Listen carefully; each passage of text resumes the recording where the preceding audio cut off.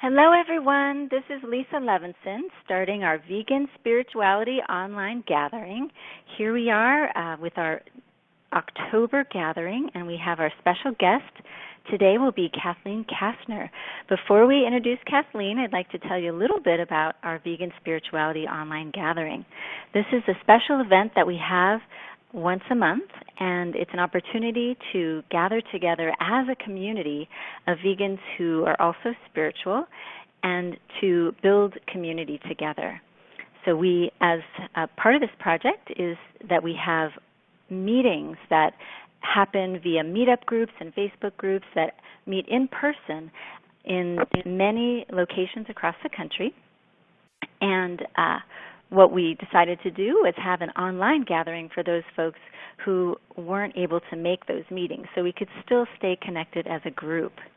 So if you're interested in accessing any of those local meetup groups, you can do so at veganspirituality.com.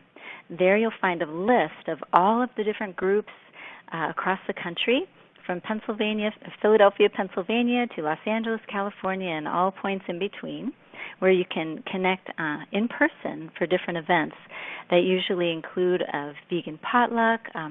There's often an opportunity to discuss a topic, and then we do guided meditation or all sorts of different things, from visiting farm sanctuaries to hosting other events. And I just wanted to give you the whole picture of what we do. And we also have annual retreats, which we had our 6th annual Vegan Spirituality Retreat. That happened in September.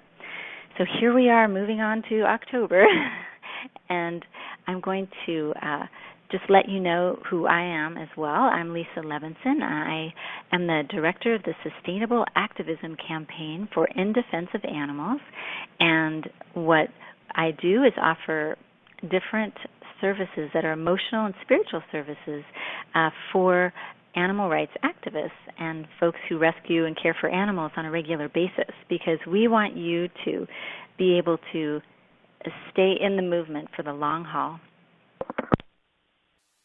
So what I'd like to do also is just take a moment, and we've got our co-presenter,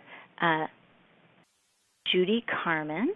She's the author of Peace to All Beings, and I just want to take a moment and have her join us online. So there we go. Hi, Judy. I'm here. Can you hear me? Yes, we can. So when you get online, if you can press your the webcam button, and then we can see you too. And if not, at least we can hear you, which is fabulous. So that means. And I was going to introduce Kathleen, but since you're here, why don't you introduce yourself and then introduce Kathleen? Well, okay. Yeah, I'm having technical issues here, and I have not been able to get on to the page, the online page. But anyway, I'm Judy Carman, and I'm the author of Peace to All Beings, and my website is peacetoallbeings.com. And I wanted to announce that there was a lot of destruction in Kathmandu, in that area, and that is where my prayer flags for animals were being made. And they are now back in business, and I just got a new shipment of my prayer flags for animals, which you can find on my website, peacetoallbeings.com. So they're fair trade, and it was very exciting to hear that they were all okay and back in business. So also one other thing about me, if you go to the circleofcompassion.org that Will and Madeline Tuttle and I started, you can sign up there and get daily inspirations from Will and weekly prayers from me. So, but let me get to Kathleen, because this is really exciting that she had the time to join us. I know she's very busy, and she used to live near me in Kansas City, so it was quite a loss when she moved, but she's in a wonderful place now in California. She has a master's degree in exercise physiology and is a wellness and weight loss coach. She's been teaching yoga and meditation for 20 years and loves combining the yoga philosophy of ahimsa, which is non-harming, with veganism. Kathleen has been vegan for 13 years and is also certified Food for Life nutrition and cooking instructor. The Physicians Committee for Responsible Medicine does that, and so she's one of their instructors. She's also on the California Council for the Humane Society of the United States. She's the author of The Cheerleader Speaks, What God Taught Me About Life and Myself, which I have read, and it's wonderful, and it definitely encourages young girls especially to be vegan and take care of themselves. She's getting ready to self-publish her next book, which is going to be called Yoga's Path to Weight Loss, A Mind, Body, Spirit Guide to Loving Yourself Lean. So if you know anyone who is working on losing weight, they would love to find out that if they go vegan and read this book, it'll help them a lot. And you'll be able to find out more about that at Kathleen's website, which is KathleenKastner.com. That's Kathleen, Kathleen, Kastner.com. Then, I wanted to add the last section of that new book is devoted to veganism for health and compassion, in addition to tips and recipes to help people. She lives in Encinitas, California, with her vegan husband, Wade, and 2 rescue cats, Julian and Oliver, who are the light of her life. Also, I wanted to mention, too, I get her notices that she's doing online vegan cleanses that are just amazing. And if you go to her website, KathleenKastner.com, there's a tab there, correct me if I'm wrong, Kathleen, that says Vegan Cleanses, and you can sign up there. Okay. So now let me stop talking and invite Kathleen. We're so honored to have you with us, Kathleen. You're an amazing vegan and animal activist, and you've done so much for the world and for animals and people. Our first question is, would you please tell us about your journey to veganism? Sure. I just wanted to thank you both and everyone on the line for listening. I'm very honored to be here. I love helping animals and sharing veganism. I became a vegetarian, well, in my young years. I grew up in Kansas, which is like a beef capital, of course, and I got sick on the last bite of roast that my mom encouraged, and I started vomiting, and this was under the age of probably even like 6. So, and soulfully, it did feel very wrong for me. And eventually I was still eating a little fish, and I'd had this cat that lived to be 22. In fact, I brought her picture if anybody could see it. But my cat, Samantha, lived to be 22, which was just amazing. And long story, she was having kidney failure, and she was, really suffering. So we chose to help her pass. And I wanted to hold her. I wanted to be the last person she saw because I felt like I'd been her mom since I was 9.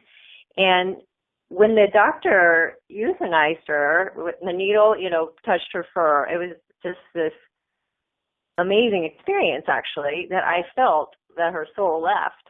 Sorry, I'm going to get a little emotional, but I could tell I was just holding her shell, and it was immediate. That all animals have soul. Like, I felt it.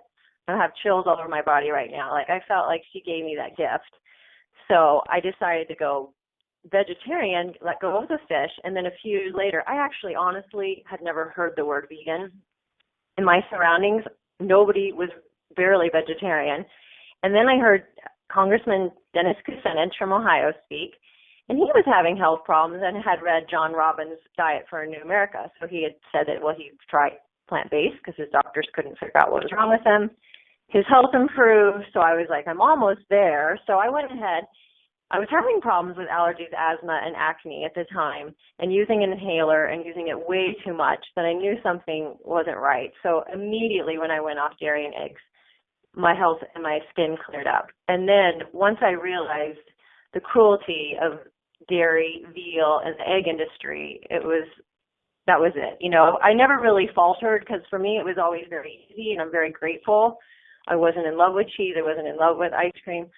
So I feel really blessed that it was an easy transition because I've worked with so many people who really suffer from food addiction. So it became spiritual for me on all levels. And when I host these cleanses, I really try to promote that. I encourage them to watch Cowspiracy and Forks Over Knives, and just I'm hoping and educated that it will touch them on a deeper level. Sometimes you have to, get them in the door on a physical level, but I do try to encourage prayer and meditation as a part of the cleanse in hopes that it will spark on a deeper level.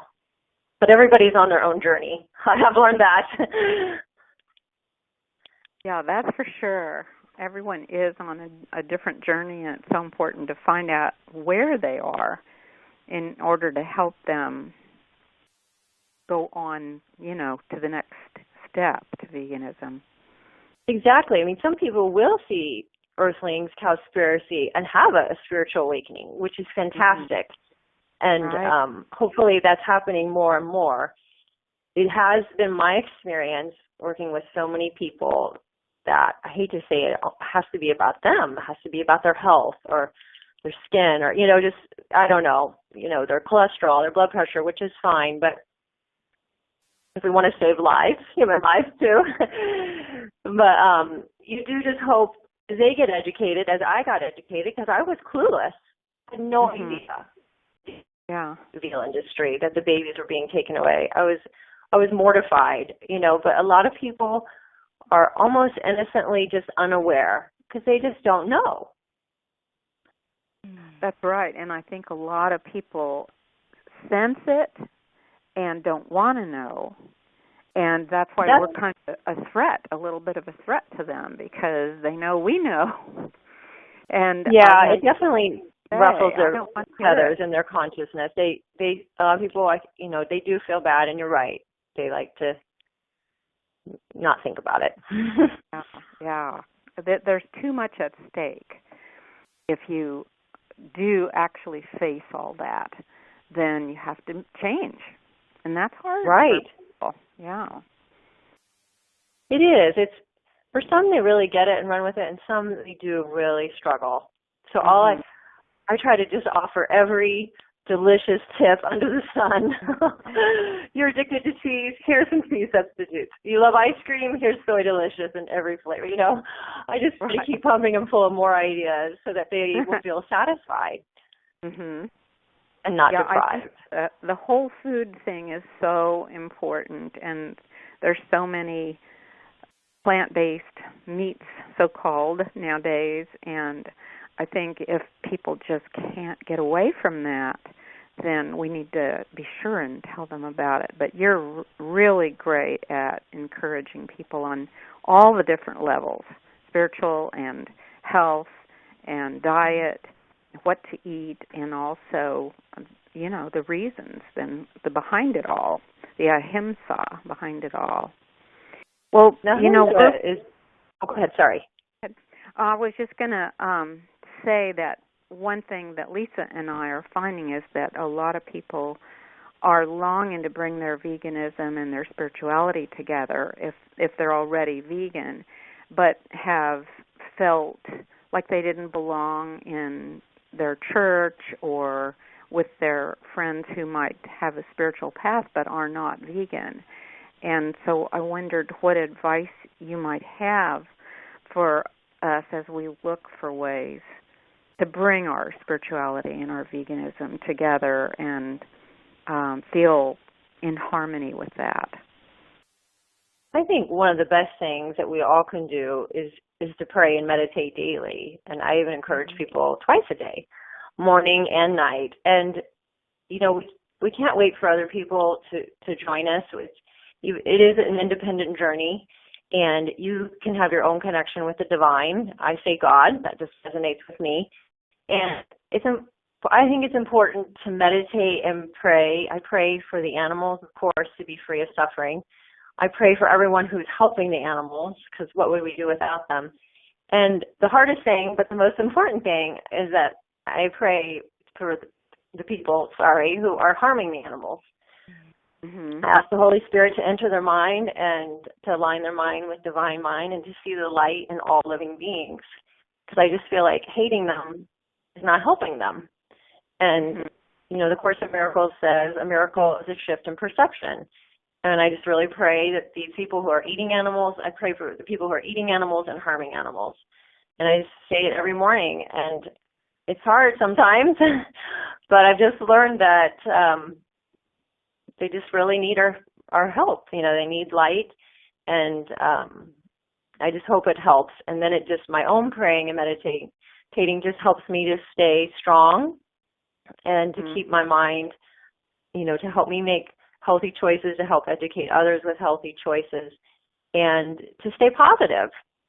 Because it can be sad and frustrating, but there's just so many positive things happening right now in the vegan movement. I think veganism is at an all-time high, and that makes me super happy. And I have to remind that. And if I'm only, changing one mind at a time, I'm thrilled. And I know that also that a lot of my cleanse clients have children and husbands, and that they're doing the 21-day vegan with them, that I know that many animals are being saved for 21 days. And hopefully when it's over, a lot of us have some say veganish, but I'm grateful that hopefully, extrapolate out that animals will be saved. But I really think praying and meditating to keep yourself happy and peaceful and not jaded and angry, and to really pray for everybody involved. I think that's really one of our greatest hopes for everybody.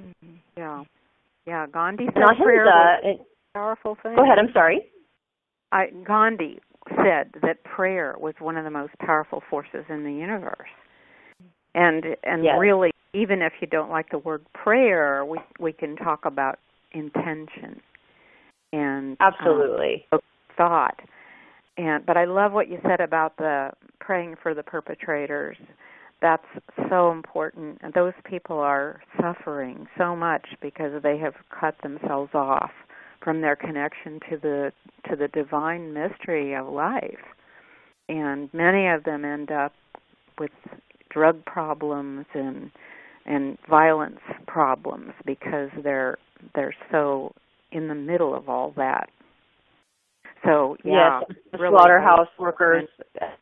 Yes, it would be a tough job, and I'm sure it causes a lot of psychological problems. John Robbins tells an amazing story in Food Revolution. I can barely choke it out because it really woke me up, and I just heard it within the last couple of months that he met what he called an uneducated pig farmer. I'm not sure he got to graduate from high school because I think his father made him go to work on their pig farm. And they were kind of not really getting along, and the farmer invited him over for dinner. And long story, it came out that this farmer had a pet pig as a child because his father was raising him, and his father made him kill it.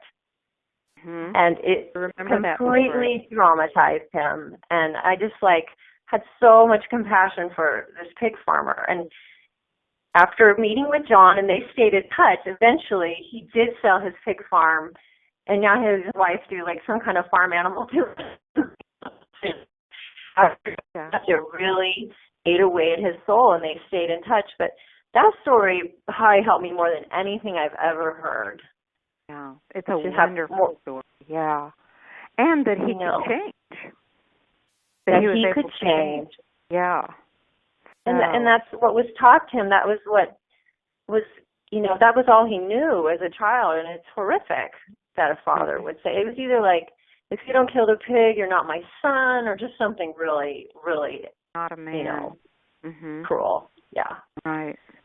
Yeah. So it's good to pray for them. And then in yoga, for those of you who may not know, but ahimsa, there's 8 limbs in yoga, according to Patanjali, who wrote the Yoga Sutras many years ago. And just the first limb is called the yamas, and one of the yamas is ahimsa, nonviolence. So as yogis and yoga teachers, we definitely have potential to really educate people that ahimsa is the touchstone of the whole yoga practice and non-harming.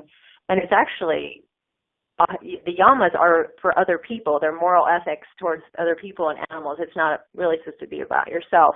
It's supposed to be about others. So we try to encourage it. I owned this yoga studio in Kansas City for 16 years. And, you know, my husband and I really tried to educate people on ahimsa. And we had vegan startup kits at the front desk and would have potlucks. And we would do the walk for farm animals as a team. So we tried our best.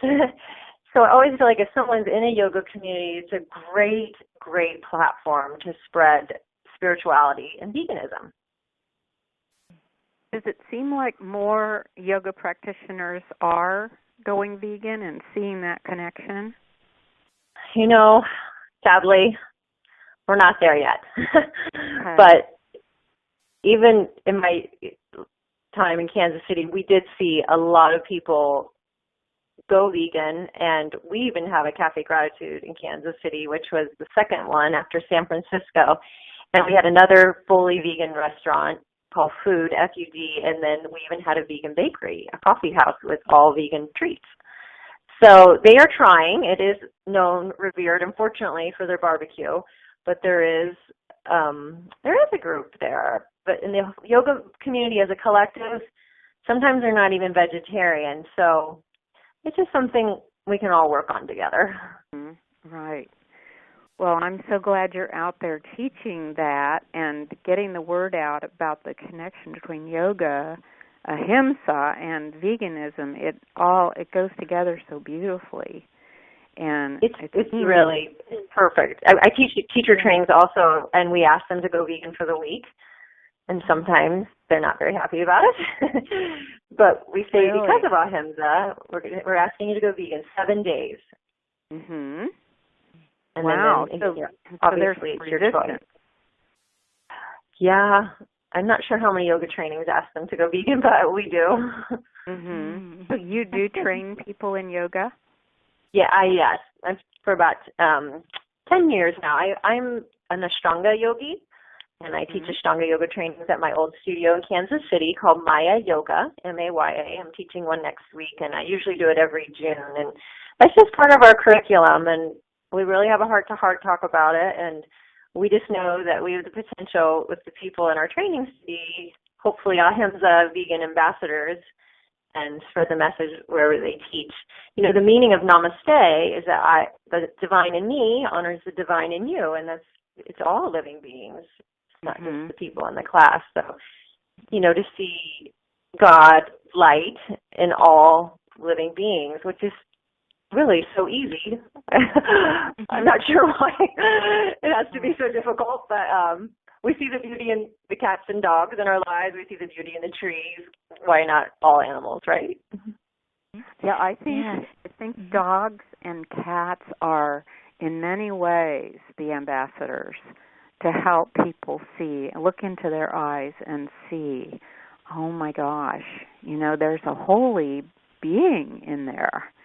And if there is in there, then what about the cows and the pigs and all of them? So, yeah. Well, so a lot of yoga practitioners, would you say that most people who go into yoga go into it for spiritual reasons? Or is it mostly physical, or? You know, there are definitely people, I would say, life transition reasons, because they're not actually sure what is going to happen in that class. They have, you know, just breathing and moving, how does that cause you to have this spiritual experience? I know my first Shavasana, resting pose, I was a fitness person. I had no idea what I was doing. I was a personal trainer to Dr. Deepak Chopra 20 years ago, and I was much younger. He introduced me to yoga, and I go to my first class. I'm like this cardio-obsessed weightlifter girl, and I'm dying. I'm dying in my first triangle. I'm so bad at yoga, I can't even stand it. But when we go to rest in Shavasana, I had these little silent tears coming down my cheeks, and I was like, okay. something very profound and amazing is happening, and I'm terrible at it, but I can't wait to come back because I've never experienced anything like that in the gym. So I think for a lot of people, some people may think they're just going to stretch. Some people may hear from friends, like if you're going through a divorce, yoga can really help you. If you've moved to a new town, get involved in a yoga community. And people may start it for physical reasons, and just like veganism, health reasons, and then it very quickly can become much, much more. Mm-hmm. Wow. And this is one of the reasons yoga is so powerful, is it does shift your consciousness. The breathing and the silence really, brings in higher consciousness. And food choices is actually one of the first things that even happens organically without the teacher ever saying anything. People start to eat less meat, for sure. Maybe less alcohol, or they quit drinking they quit drinking alcohol, caffeine, or they quit smoking. But diet changes seem to be the first change that we notice. Mm-hmm. People not eating meat, people eating less, which is can be good and helpful for some people. People definitely lose weight. That's why I wrote my book, because I was a personal trainer before yoga found me, and then I ended up seeing way more people lose weight with yoga than I ever did in the gym with my clients. So it's fun. I love liberating people if they don't enjoy the gym anymore to practice yoga and change their life. Mm-hmm. It's a great way to introduce it and just see how they feel, see if they have an experience. Yeah, it's kind of like we were saying, everybody comes from a different place to arrive at veganism, and if they start getting into yoga for any reason, and then it leads them to veganism, how great is that? I know, it's like, I sure wish I would have found yoga when I was much younger. I wish I would have found veganism when I was much younger, but I have to trust that everything was aligning the way it was supposed to be. So that's probably my hardest thing, is I have to honor other people's path as well. And when the timing's right, the two will connect. Right. It'll come together. Well, Lisa, should we open up for questions?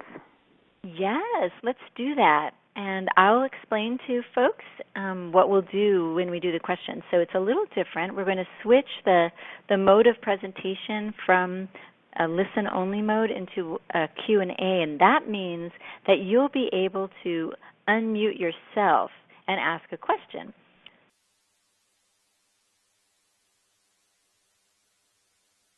This is Marcia. I have a question that's pretty much for everyone. I have Judy's book sitting on my desk, and I always say the prayer for the animals on transport trucks every day. But I love one she's got called For the Tiny Nations. And I think when we're talking about animals, we kind of tend to forget insects, the really little folk. And I'm wondering why you think that is, and if you think maybe it's because they're just kind of outside our level of concern, or we think because they're so fragile they don't suffer, or is it just something we haven't really looked at? Marcia, I actually talk about that in my book, just, in honoring the divine in all beings, I say, and even insects. And, please consider lovingly escorting them out of your house in a jar instead of smashing them. I definitely consider their feelings, and I have a feeling a lot of vegans probably do too. Yeah, I don't fear insects, so for me, I don't have any fear about them walking on my hand or my body, so I don't know if that helps. I've seen a lot of people, even men, very afraid of insects, so sometimes I think people kill them, unfortunately, out of fear. Yeah, just because they're afraid, yeah. Yeah, I have gotten I go on walks every day, and we live in the country, and there's usually somebody tiny that needs help getting across the road so they don't get run over, because nobody can even see them. And it's the most amazing experience, because I'll get them up on my hand or a piece of grass or something, and some of them will just look at me, and we'll talk a little bit, and namaste back and forth. They're just amazing beings, and just because they're little doesn't mean they're not just a hugely important part of our world. Thank you for bringing that up, Marcia. Well, Yeah, one thank thing you. to also mention Thank you that, for caring about them. Yeah, and I just want to point maybe out. I could mention too, just briefly at the time that I did mention this. PETA has this handy dandy little thing that you can order, and if you've got a spider that moves faster than you can, it's one way to get them and take them outside safely. So for people who don't want to pick them up or they have trouble getting them, this is a neat little implement. Is it that great idea? thing? Thank you. I also want to take a moment and just mention someone on our chat box. I'm kind of checking that out too. Sandra mentioned that they just let the bugs live with them and that they are welcome. And that's another idea. I'm positive that many little creatures live with me. And I would like to share a little story because it relates so much to what we're talking about right now. It's about a praying mantis, and some of you may, the season, at least in California, for them has been just the past few weeks. And so I found one that was in the middle of the road, and I stopped and pulled over and went over to pick this little creature up. And when I did, he or she really grabbed on to my hand. And I could tell just in my own being instantly that this little creature was afraid and grabbing on for dear life. And so instead of squeezing a little harder, what I did was relaxed a little more. And as soon as I did that, this praying mantis shifted. He or she just relaxed instantly in my hand, and I brought him or her over to the side of the road where it was safe and then gently put him or her down. And it was such a beautiful experience. I think those are spiritual moments, at least for me. I feel very alive, like in my whole body, mind, and spirit. And I knew that there was a connection there. And at the same time, I recognized that this being, there was no doubt that this being was experiencing an emotion of fear and then a sense of relief and also a sense of another feeling, which is just of peace. And so that's what that's there for us and for them, to have those kind of bonds and connections. And so I fully acknowledge and believe in the spirituality of insects. Wonderful. Oh, I love that. Thanks. Thank you for helping him or her. Yeah. Right. You can even talk to them, while you're trying to help them. Come on. Yeah. Right. I always say, it's okay. That's my tagline. It's okay. Oh, that's very sweet. And I'm wondering if, I know, Marcia, you were online, but if anyone else has another question, you can certainly unmute yourself and make a comment or a question. We're happy to hear from you. If we don't have anybody right now, I was thinking, Kathleen, maybe you could tell us a little more about your Vegan Cleanse program. Sure. And how people can sign up for it. On my website, KathleenKastner.com, I have a tab, Vegan Cleanses, and the cleanses, it's vegan and a few other things. It's gluten-free, caffeine-free, and alcohol-free. And it's 21 days, and I send out daily emails with inspirational tips and meditations and the movies that I'd love everyone to watch, like Cowspiracy and Educated and Forks. And I give out recipes. I give out tons of my favorite recipes, mostly from the cookbook Oh She Glows, which is really a life changer. And I was a terrible cook. I'm not even sure what I was eating for all those years being vegan. I got her cookbook. So, and most people, like I just finished one, are eating the standard American diet and drinking alcohol and caffeine and eating gluten, and they have really stuck with it through the 21 days. I'm absolutely amazed. And a lot of people even have lost, anywhere from 5 to 10 pounds in just 3 weeks, just because they're eating more plants. And they also have the caffeine, alcohol, and gluten out of them. A lot of people are gluten sensitive and maybe don't know it if they're eating it all the time, but when they take it out for 21 days, and if they do reintroduce anything, I ask them to, sorry, I have to click this back. I asked them if they're going to go back to eating anything, if they could just slowly introduce them to see if they're gluten sensitive, and then from there, it's up to them what they do with the rest of it. But we've seen amazing results. I've actually even been impressed. I've had a lot of my Midwest friends do it, and not only do they feel better, lose weight, they sleep better without the caffeine, and their skin really changes.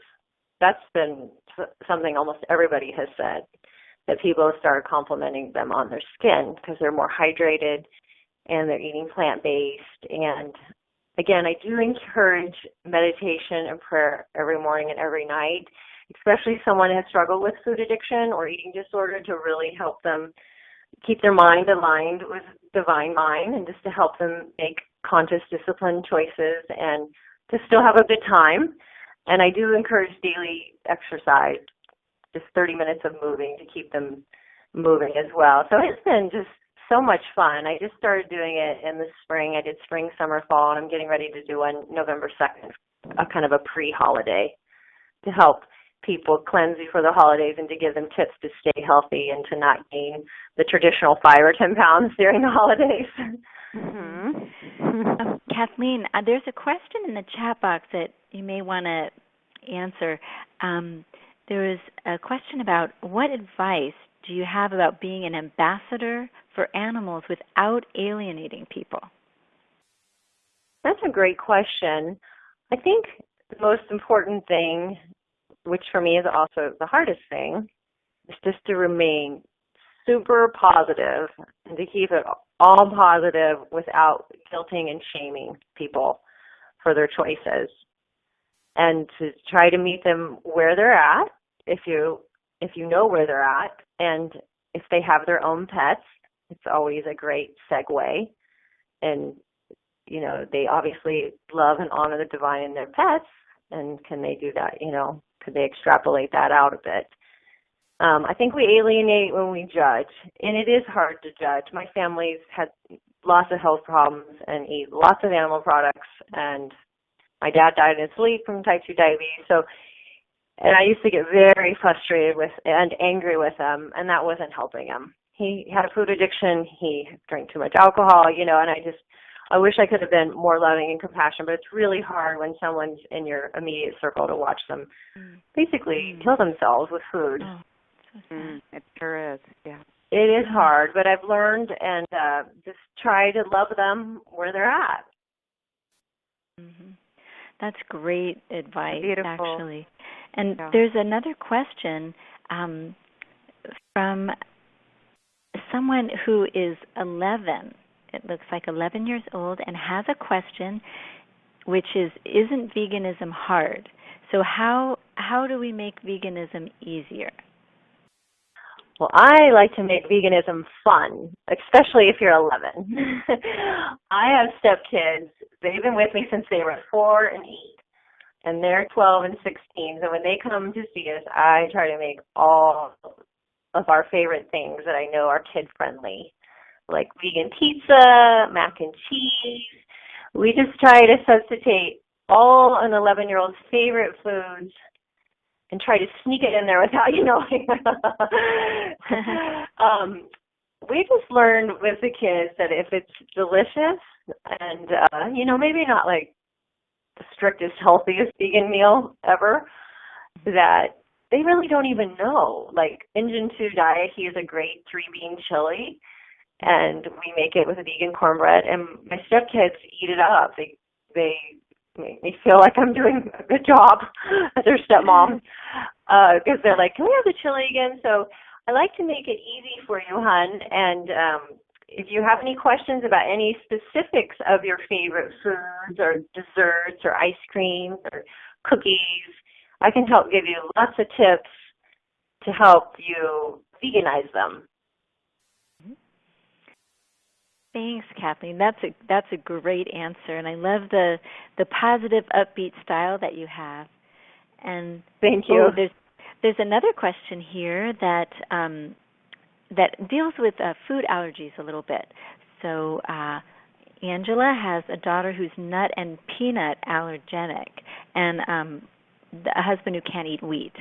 So she's trying to figure out where to start to find really good vegan recipes and to decrease, because her husband tends to eat meat because he can't eat the wheat products, and it seems like no nuts in the house. So that's a great question, Angela. Thank you for asking it.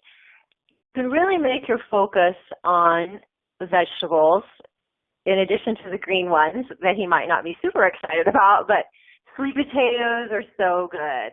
Oshi Glows has a wonderful sweet potato black bean enchilada recipe. And it is nut-free, and you can make it gluten-free by using corn tortillas. And it's on her website. Some of her recipes are only in her book, but that one is on her website. And things like that are hearty are very appealing to all members of the family. If you really focus on the vegetables and grains like quinoa, brown rice, even white rice. When I went to my training at PCRM, they were like, all these cultures have had rice forever and have very, low heart disease or, even diabetes. So I'm even a fan of white rice. White rice is better than eating bacon and eggs. So if you can really focus on the grains and the beans and the vegetables, but I would scan Oshi Glows and then .com, ohsglows.com, and she's almost everything is gluten-free. And then if she uses nuts, you could maybe, you can substitute it, or if you can get away with not using it, it just depends. Some cream sauces do have cashews, but she has so many recipes. And then forksoverknives.com, their recipe link, because Forks Over Knives doesn't use any oil and very low oil nuts, even avocado.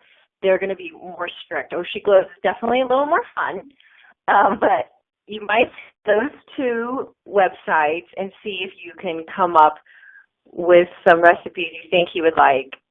There's, what else is there? There's happyherbivore.com. Almost everyone seems to be gluten-free and vegan on a lot of these vegan sites now. The nut-free is something you would just have to navigate on, and again, focus on the legumes, grains that aren't gluten-based, and the vegetables. Potatoes, sweet potatoes, things like that. Yeah, thank you so much. It seems like some folks in the chat box are mentioning John McDougall's The Starch Solution, also saying that there was a casserole from the book that you mentioned, Kathleen, that is consumed regularly with great delight. And another person recommended Main Street Vegan, and Victoria Moran was our guest last month on this vegan spirituality online gathering, and she certainly has a lot of recipes too. So, Victoria's amazing.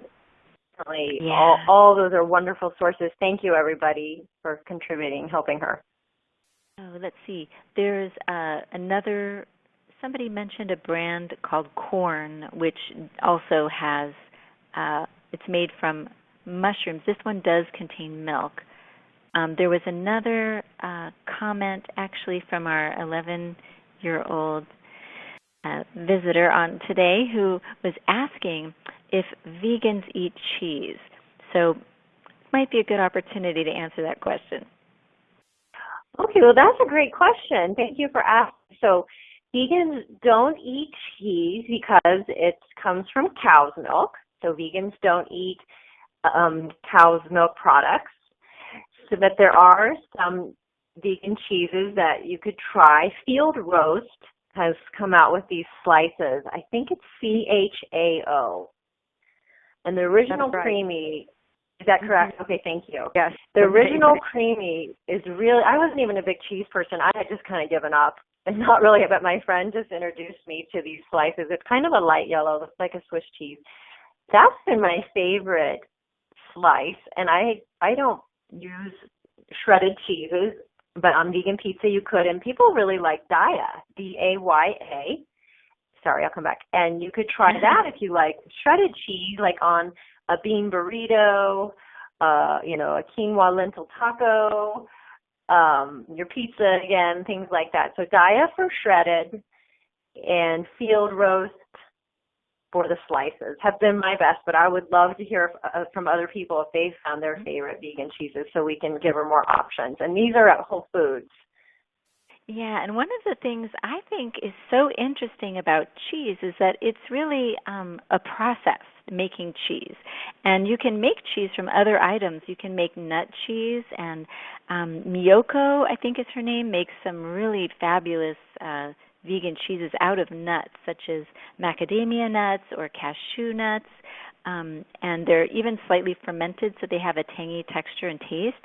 So that's something, if you like cooking or doing raw foods, just assembling the foods in, there's so many ways to make a cheese. And I think that's another great alternative that's also very healthy. That's wonderful. I'm not that good in the kitchen. But the raw food people are phenomenal. Yes. Yeah. That's true. Those cheeses. There's also a new cheesecake. I don't know if our listener likes cheesecake or not, but it's a Daiya brand. I think is it D-A-I-Y-A? Mm-hmm. Yes. I think that's how you spell it. And that is vegan, and it's really good. A lot of non-vegans really love it. So if you do like cheesecake, that's a good choice that doesn't have any animals in it. And then, of course, there's all the many ice creams that have no animal products in them. Yeah, and one, Josh is mentioned online on the chat box that Follow Your Heart, which is local to Los Angeles where I'm based, has a full line of non-dairy dairy products such as sour cream, cream cheese, sliced cheese, block cheeses. They have a key lime pie, egg substitutes, almost everything. So there's lots of options out there. That's one of the nice things about living these days. Even Ben and Jerry have coming up with the vegan options too. Right. So we Follow Your Heart here in the Midwest. So if any of our listeners that are in the Midwest, it's pretty easy to find that brand, Follow Your Heart. Oh, yeah, that's great. So thanks to everyone for all these suggestions. I know we're getting close to the end of our call, but I wanted to check in, see if anyone had any other questions for Kathleen, anything related to ahimsa, to a yoga practice or meditation, or even the cleanses. If you do, you can either post them in the chat box or just press *6 on the phone. We had a very sweet request to end us in a prayer. And yes, we will definitely end our program this evening with a prayer. We usually do that. It's part of our commitment to veganism and spirituality, and putting both of them together is to kind of unite in that way towards the end of our call. So let's see. So, Judy? yes, Kathleen is going to say the prayer, and we thought it would be a really good idea. Kathleen thought it would be a really good idea if she could say one phrase. This is the metta prayer, and it's beautiful. And if she could say the line, and then everyone could repeat it after her, and then there's 5 lines altogether. So it shouldn't take us very long, but I think it would be really nice. Can we do that, Lisa? Can Sure. we unmute everybody? Yeah, the way we can do that, everyone will need to unmute themselves in order to do this. So you can either push the *6, or for those of you who are online, there may be a little mute or unmute symbol on your screen that you can use, and then we'll go ahead and complete this call and response type of prayer with Kathleen.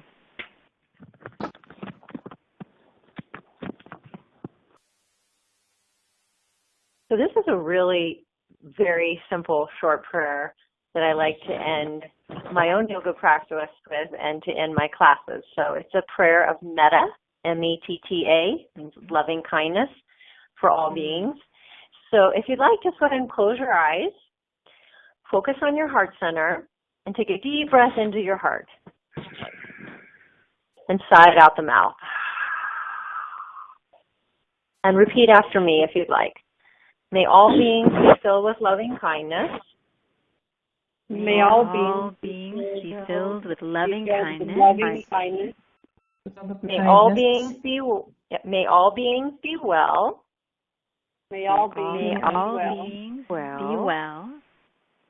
May all beings be peaceful and at ease. May all beings be peaceful and at ease. May all beings be happy. May all beings be happy. And then I like to add on, Om Shanti Peace. Om Shanti Peace. Oh, beautiful. Thank you so much, Kathleen.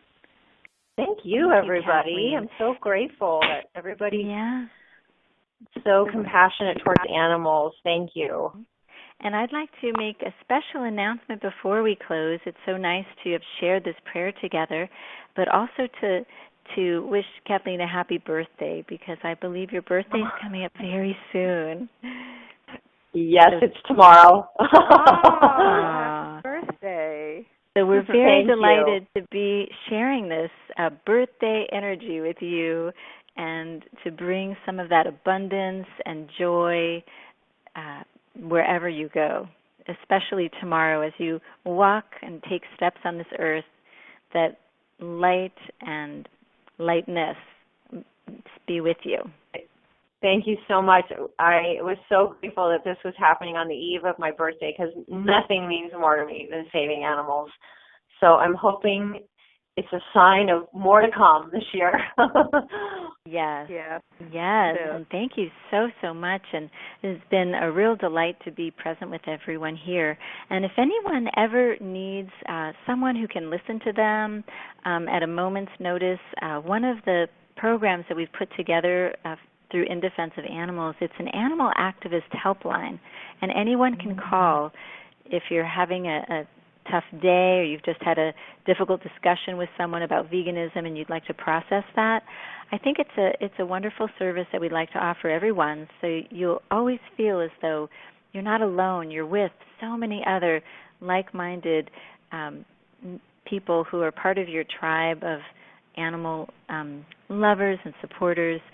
And so that information can be found at idausa.org/helpline. So I'll go ahead and put that in the little chat box. And also it's something you can find, I'll send with the email that I sent to everyone.